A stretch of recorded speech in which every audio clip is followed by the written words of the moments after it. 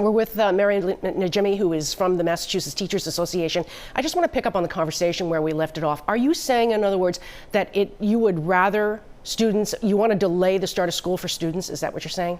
You know, what we need to do is think of a phased-in approach. First, I want to recognize the real challenges for families.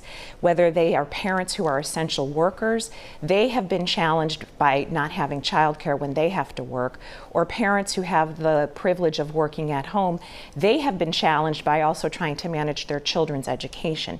So this is not an easy solution. But you are saying that students should not come back as now planned on the dates that are now planned. You know, we can have a phased-in approach that slowly brings children in. We would have to change the regulations on the requirement of how many days of learning there are, but that also cannot work without families being able to articulate what they need. And again, the state has to come in with funding for things like childcare for parents who have to work while their kids may be home. One way or another, there still will be some level of remote learning. So we do have to solve the problem of how do families work when their children are at home. Speaking of that, since the remote learning infrastructure is already there, are snow days a thing of the past here in Massachusetts? In other words, when it snows and you can't safely get to a school, you can just say, boys and girls, ladies and gentlemen, we're going remote learning today. You know, what we've learned about remote learning is that it is not an ideal way to learn. I think what we have to do is reimagine our schools of the present and the future so that we can solve some of the problems of climate change, of disease.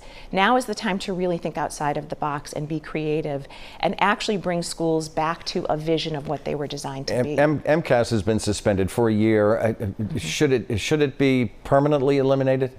MTA has taken for a long time the position that it should, and here's why. Let's go back to the Constitution.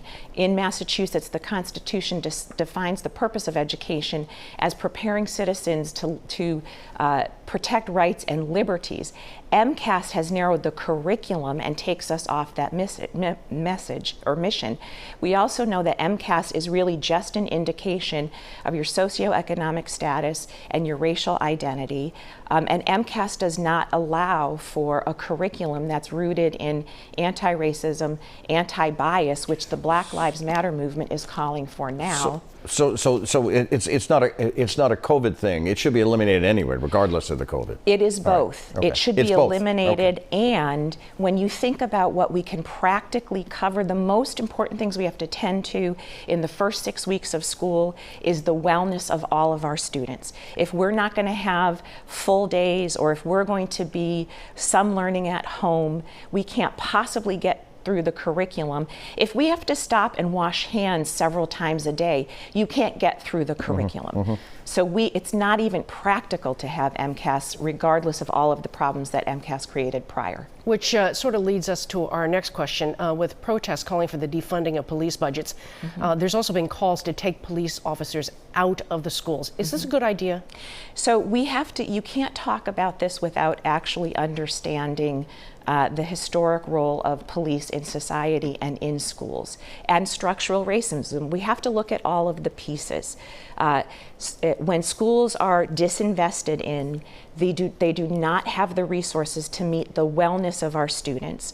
So particularly in schools of color, police are brought in to control Black bodies instead of having social services, mental health services to heal Black bodies. This is a conversation that has to happen.